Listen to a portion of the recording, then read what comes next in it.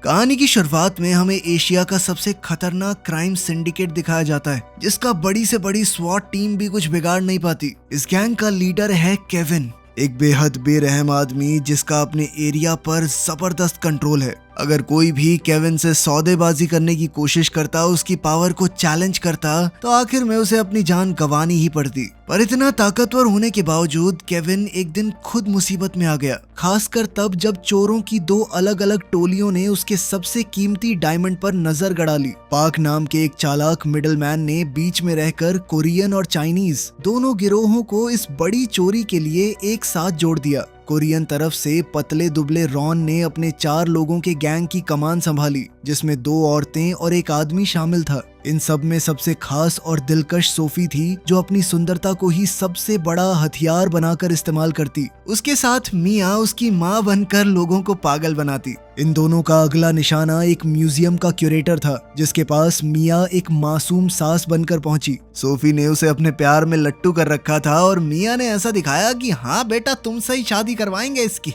इसके बाद हम छत पर एरिक को देखते हैं, जो टीम का टूल्स और गैजेट एक्सपर्ट था। जैसे ही मिया ने क्यूरेटर को बातों में उलझाया, सोफी ने वक्त बर्बाद किए बिना अपना काम शुरू कर दिया। वो न सिर्फ बेहद खूबसूरत थी, बल्कि किसी ओलंपिक जिम्नास्ट की तरह तारों का इस्तेमाल करती। अपनी जबरदस्त तकनीक की मदद से वो एयर वेंट्स के जरिए जल्द ही वॉल्ट तक पहुंच गई और पलक झपकते ही उसने एक एंशिएंट आर्टिफैक्ट चुराकर उसकी जगह बाजार का सस्ता सा नकली टुकड़ा रख दिया। चाइनीज तरफ की कमान हमेशा शांत रहने वाले जॉन के हाथ में थी। उसका काम करने का तरीका एकदम शांत था, चाहे कितनी भी बड़ी मुश्किल क्यों ना आ जाए, वो कभी पैनिक नहीं करता था। पहले जॉन के गैंग में सिर्फ 3 आदमी हुआ करते थे, पर इस काम के लिए उन्होंने एक माहिर सेफ क्रैकर को बुलाया, जिसका नाम जूली था। वो किसी भी तरह की तिजोरी को मिनटों में खोल देती। जॉन की गैंग में एक और मेंबर है सैम, जो कि एक कोरियन अनाथ था, जिसे सैम ने हमेशा अपनी परछाई में पाला। पार्क ने दोनों चोर गिरोहों को एक टी हाउस में इकट्ठा किया, जहां उनकी मुलाकात कुछ अजीब से अंदाज में हुई। बिना वक्त गवाए पार्क सीधा काम की बात पर आया और उसने उन्हें उनका टारगेट दिखाया, एक डायमंड जिसका नाम टीयर ऑफ द सन रखा गया था और जिसकी कीमत पूरे $5 करोड़ आंकी गई। ये डायमंड मकाओ के कसिनो में खुद केविन की रखेल टिफनी लेकर आने वाली थी। शुरू में दोनों गिरोह थोड़ा हिचकिचाए, क्योंकि केविन से जुड़े किसी इंसान को लूटना मौत को दावत देने जैसा लगा। पर जैसे ही उन्हें पता चला कि वो डायमंड $2 करोड़ में बिक सकता है, उनकी हिचक खुशी में बदल गई, क्योंकि गुंडे चाहे कितने ही डरावने हों, पर एक कंगाल चोर हमेशा ज्यादा खतरनाक होता है। सबको भरोसा दिलाने के लिए पार्क ने अपनी एक खास नोटबुक दिखाई, जिसमें एशिया के हर बड़े डायमंड खरीदार का नाम शामिल था, यानी जरूरत पड़ने पर ये डायमंड वापस केविन को भी बेचा जा सकता था। तभी पार्क की नजर पड़ी कि रॉन अपने साथ सारा को भी लेकर आया है, और उसे देखते ही पार्क का चेहरा सख्त पड़ गया। सारा की आंखों में एक गहरा धोखा साफ झलक रहा था, जिससे साफ था कि कभी न कभी पार्क ने उसे बहुत बुरी तरह चोट पहुंचाई थी। पार्क ने सबको ये भी बताया कि ये पूरी खबर लीक किसने की। वो थी खुद टिफनी की सौतेली बहन, जिसने अपनी बड़ी बहन से बदला लेने के लिए सारी जानकारी पहुंचाई। उसी इन्फॉर्मेंट ने आगे की मुश्किलें भी गिना दी कि कैसीनो का वॉल्ट तोड़ना नामुमकिन है। डायमंड टिफनी के 30वीं मंजिल वाले स्वीट में 2 अलग अलग सेफ के अंदर बंद रहेगा, और स्वीट का दरवाजा एक मैग्नेटिक लॉक से सुरक्षित है। सबसे बड़ा पेच तो ये था कि टिफनी के शरीर में ऑपरेशन करके एक खास हार्ट डिवाइस लगाया गया था, जो उसी लॉक से जुड़ा रहता, यानी वो दरवाजा सिर्फ और सिर्फ टिफनी ही खोल सकती थी। इस कीमती खबर के बदले इन्फॉर्मेंट ने बस इतना मांगा कि सेफ में जो भी नकदी निकले वो पूरी उसकी होगी। इन्फॉर्मेंट के जाते ही मिया ने जश्न के बहाने एक महंगी शराब की बोतल खोल ली। जब बाकी सब पीने में मग्न थे, तभी जूली ने सिगरेट जलाने के बहाने पार्क के लाइटर में चुपके से एक छोटा सुनने वाला डिवाइस फिट कर दिया। अब धीरे धीरे पार्क और सारा का पुराना किस्सा खुलने लगा, जो 4 साल पहले हुई एक सोने की चोरी से जुड़ा था। उन दिनों पार्क और सारा चोरों की एक मशहूर जोड़ी हुआ करते थे, जबकि रॉन तब सिर्फ एक मामूली सदस्य था, जिसके जिम्मे स्टील के तार संभालने का काम होता। उस चोरी के दौरान जैसे ही पार्क तार के सहारे नीचे उतरकर भागने लगा, वो तार अचानक टूट गया पार्क तो पुलिस से किसी तरह बच निकला, लेकिन वो सोना लेकर भी भाग गया। सारा और रॉन के हाथ कुछ नहीं आया। सारा हाल ही में पैरोल पर छूट कर आई थी और इस काम में वो सिर्फ इसलिए शामिल हुई क्योंकि रॉन ने उसे यकीन दिलाया कि ये सारा इंतजाम खुद पार्क का है। उसी रात सारा पार्क से मिलने पहुंची, पर पार्क ने खुद को सही ठहराते हुए कहा कि उसका जमीर साफ है और वो सोना हक से उसी का था। सारा को इस बात पर सरासर धोखा महसूस हुआ क्योंकि उसके हिसाब से उनके रिश्ते के कुछ तो मायने होने चाहिए थे, पर पार्क ने बड़ी बेरुखी से उसकी हर बात ठुकरा दी और दोनों एक अनसुलझी कड़वाहट के साथ अलग हो गए। पर सारा सिर्फ पुरानी यादें ताजा करने नहीं आई थी और जैसे ही वो अपने कमरे में लौटी, उसके पीछे पीछे रॉन भी अंदर आ गया। सारा ने वो चीज उसके हाथ में थमा दी जो उसने पार्क के पास से चुराई थी, यानी उसके सारे खरीदारों की लिस्ट। और इससे खुश होकर रॉन ने फौरन कोरिया में अपने लोगों को फोन करके डायमंड की हूबहू नकल बनवाने का इंतजाम कर दिया। दोनों को इस बात की भनक तक नहीं थी कि उनकी ये पूरी बातचीत सोफी सुन चुकी है, जो बाहर चोरी की शराब का मजा लेते हुए इधर उधर ताक झांक कर रही थी। इस छोटी सी जीत के बाद रॉन के मन में एक और साजिश पकने लगी क्योंकि वो एक बार फिर पार्क को धोखा देने की फिराक में आ गया। दरअसल बरसों पहले पार्क का वो स्टील का तार किसी और ने नहीं बल्कि रॉन ने ही काटा था। एक तो पैसों के लालच में और दूसरा इसलिए कि रॉन के दिल में कहीं ना कहीं सारा के लिए चाहत छुपी हुई थी। अगले दिन दोनों गिरोह मकाओ पहुंचे और अपने काम में जुट गए। सबसे पहले जॉन और मिया ने एक रईस जापानीज जोड़े का भेष बनाया और कसिनो की टेबल पर खुलेआम पैसा उड़ाने लगे। इसी बीच जॉन का छोटा साथी सैम पूरे कैसीनो का लेआउट समझने और सिक्योरिटी वालों की हर हरकत पर नजर रखने में लग गया। उधर रॉन की निगाहें टिफनी पर टिकी थीं, जिसके साथ 2 बॉडीगार्ड हर वक्त मौजूद रहते। एक उसके बिल्कुल साथ चिपका रहता तो दूसरा उसके आलीशान होटल रूम के बाहर पहरा देता। सोफी और एरिक की जोड़ी को एक ही जिम्मा मिला, कैसीनो के मैनेजर का एक्सेस कार्ड हासिल करना। सोफी ने अपने हुस्न का जाल फेंकना चाहा, पर बात उल्टी पड़ गई क्योंकि मैनेजर को सोफी के बजाय एरिक भाग गया क्योंकि उसके शौक अलग थे।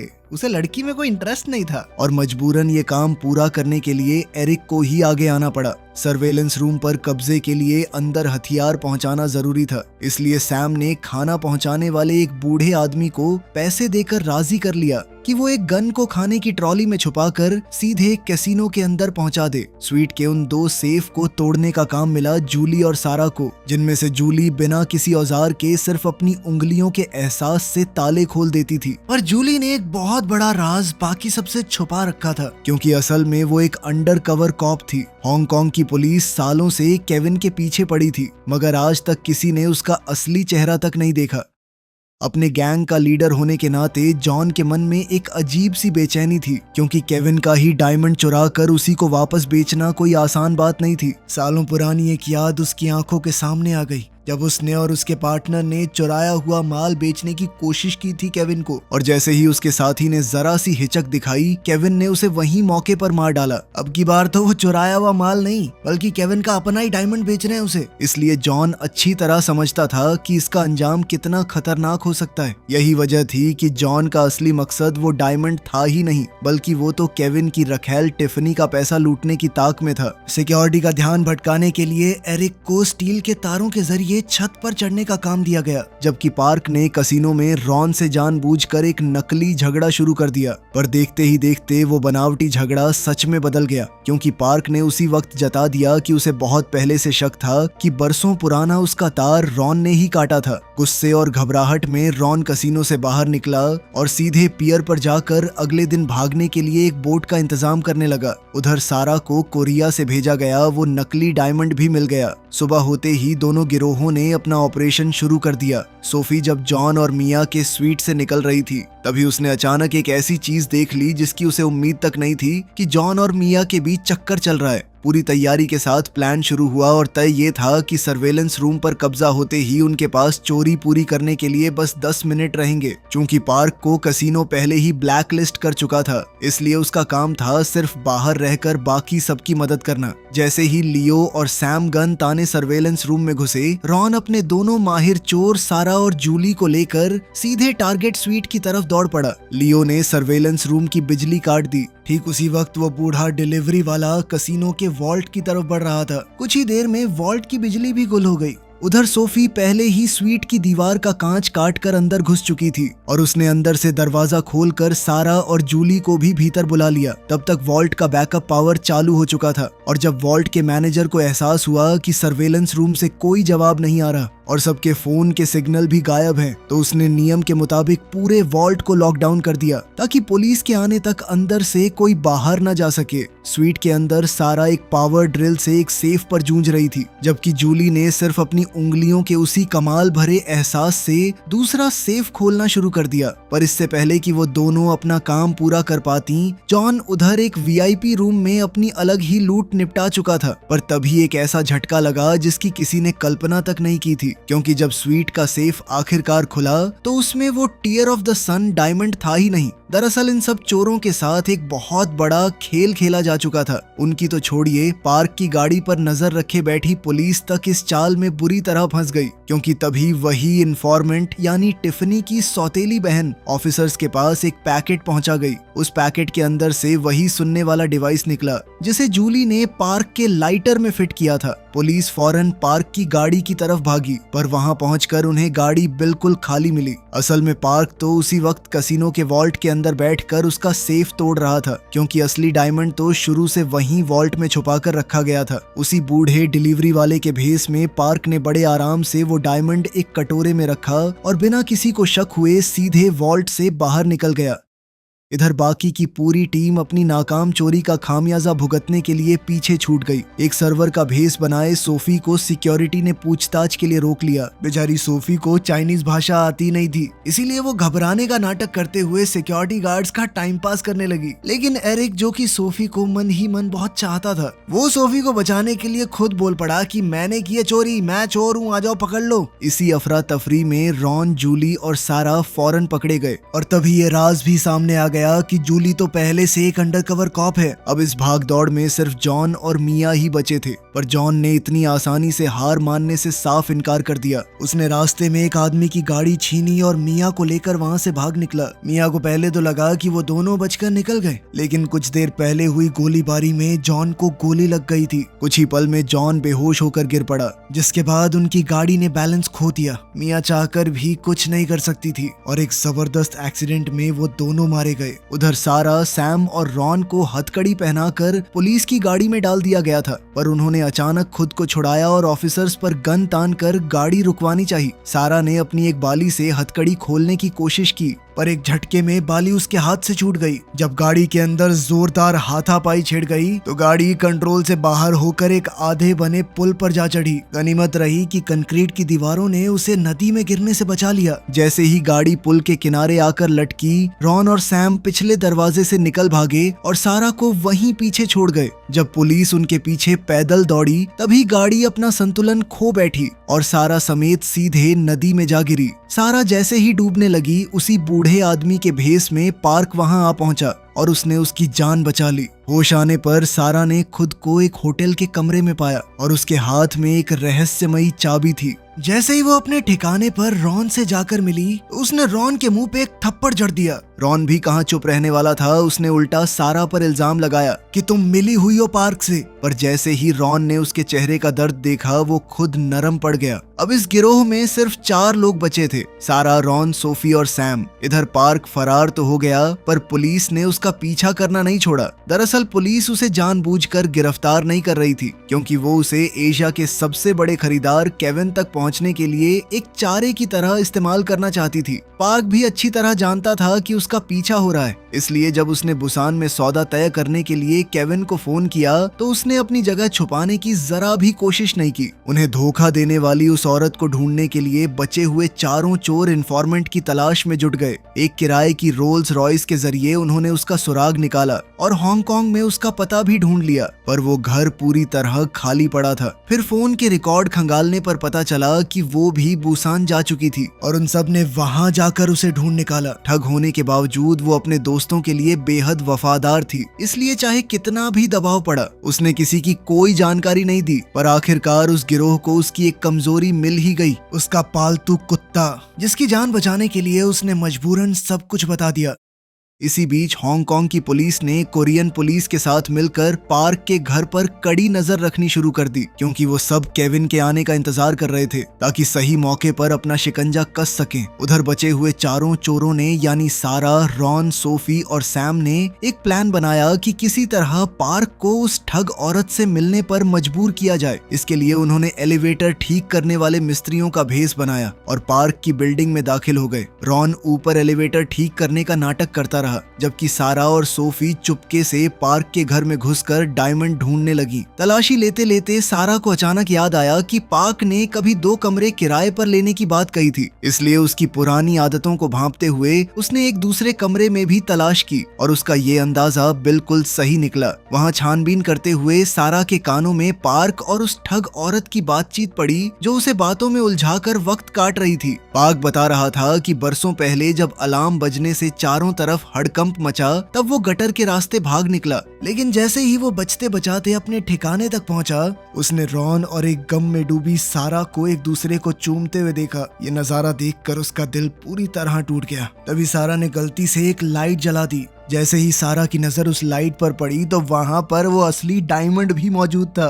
पर हैरानी की बात ये थी कि सारा ने वो डायमंड उठाया तक नहीं, बल्कि उसने उसे रॉन के लिए ही वहां छोड़ देने का फैसला कर लिया, क्योंकि अब वो इस धोखे और इस्तेमाल किए जाने से पूरी तरह तंग आ चुकी थी। पर जैसे ही वो बाहर कदम रखने लगी, सामने सोफी आ खड़ी हुई, जिसने पल भर में सारा की जेब से वो नकली डायमंड झपटा और खिड़की के रास्ते दोबारा उसी घर में घुस गई। ठीक उसी वक्त पार्क को उस ठग औरत से पता चल गया कि बाकी चोर भी उसी बिल्डिंग में मौजूद हैं। फिर भी वो जरा सा भी नहीं घबराया। जैसे ही वो नीचे ग्राउंड फ्लोर पर उतरा तो सामने केविन के आदमी आ धमके, तो वो उन्हें लेकर वापस ऊपर चला गया। इसी बीच सोफी ने लैंप शेड में छुपा असली डायमंड निकाल लिया और उसकी जगह नकली रख दिया। पर जैसे ही वो वहां से निकलने वाली थी, केविन के गुंडे घर में दाखिल हो गए, जिसकी वजह से मजबूरन सोफी को छत के ऊपर छुपने की जगह में पनाह लेनी पड़ी। जैसे ही केविन सामने आया, कोरियन पुलिस ने पूरी बिल्डिंग को घेरने के लिए अपनी स्वॉट टीम भेज दी। दरअसल बरसों पहले पार्क के पिता ने जॉन के साथ मिलकर यही चुराया हुआ माल केविन को बेचा था, और उसी रात बिस्तर के नीचे छुपे नन्हे पार्क ने अपने पिता का कत्ल अपनी आंखों के सामने होते देखा। यानी ये पूरी चोरी असल में उसी कत्ल का बदला लेने की एक सोची समझी चाल थी। सच्चाई सामने आने के बाद भी केविन अपनी अकड़ पर कायम रहा और एकदम स्टाइल में कहने लगा कि कल सुबह तक तो तू जिंदा नहीं बचेगा। पर उसे इस बात की भनक तक नहीं थी कि स्वॉट पहले ही पूरी बिल्डिंग को घेर चुकी है। जैसे ही पुलिस वालों ने अंदर घुसने की कोशिश की, केविन के गुंडों ने ताबड़तोड़ गोलियां चला दी। गोलीबारी जैसे जैसे तेज होती गई, पार्क ने खिड़की के रास्ते भागने की कोशिश की,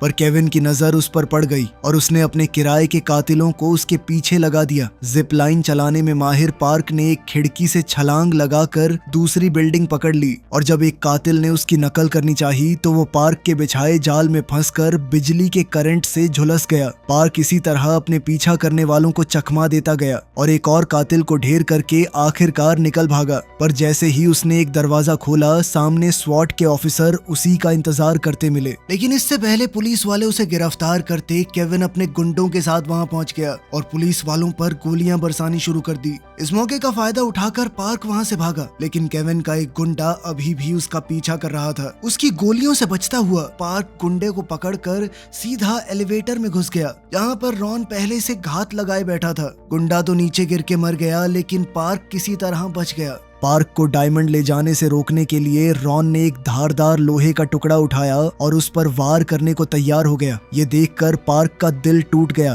क्योंकि जिसे उसने कभी अपने छोटे भाई जैसा माना था, आज वही उसकी जान का दुश्मन बन बैठा, वो भी एक मामूली डायमंड के लिए। पार्क रॉन से ज्यादा ताकतवर था। वो चाहता वो उसे उसी पल मार सकता था, लेकिन उसने ऐसा नहीं किया। उसने उसे डायमंड के साथ वहीं छोड़ दिया और स्वॉट के एक ऑफिसर का भेस बनाकर वो चुपचाप वहां से निकलने लगा। पर उसकी ये चाल पीछा कर रही उसी लेडी कॉप जूली की नजरों में आ गई। दूसरी तरफ पुलिस कमांडर ने केविन को ढूंढते हुए उस पर बंदूक तान दी, लेकिन तभी अचानक पुलिस के भेस में छुपे हुए केविन के गुंडे ने उसे मार डाला। उधर रॉन जैसे ही डायमंड लेकर निकलने लगा, तभी सैम की नजर उस पर पड़ गई और वो समझ गया कि ये भाग रहा है डायमंड लेके। वो उसका पीछा करने लगा, लेकिन तभी एक बाइक वाला वहां से गुजरा और जैसे ही डायमंड टायर के नीचे आया, वो टूट गया दरअसल असली डायमंड तो सोफी कब का अपने उसी नकली डायमंड से बदल चुकी थी। वहां से बच निकलने के लिए सोफी ने फौरन अपने कपड़े बदले और सिर्फ एक टॉवल लपेट कर खुद को एक मासूम सी आम औरत की तरह पेश किया।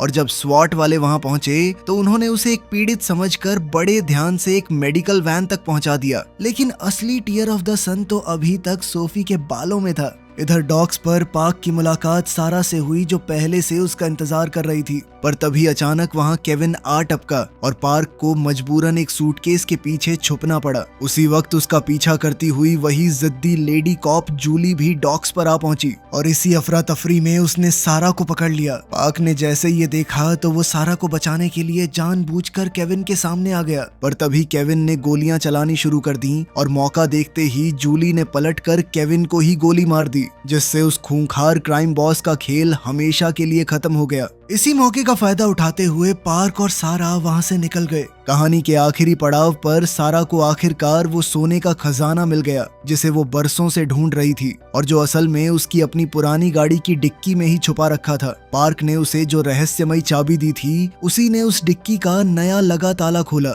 और सालों पुरानी वो दौलत आखिरकार उसके सामने आ गई। उधर सोफी सीधे हांगकांग जा पहुंची जहां उसने वो असली डायमंड बेचने की कोशिश की। पर सौदा पूरा होने से ठीक पहले एक बार फिर उसी बूढ़े आदमी के भेस में पार्क ने उसकी नाक के नीचे से वो डायमंड उड़ा लिया। आखिरकार पार्क ने ये साबित कर दिया था कि उसका मुकाबला कोई नहीं कर सकता। वीडियो पसंद आई तो लाइक कर देना, चैनल को सब्सक्राइब कर लेना। मिलते हैं अगली वीडियो में।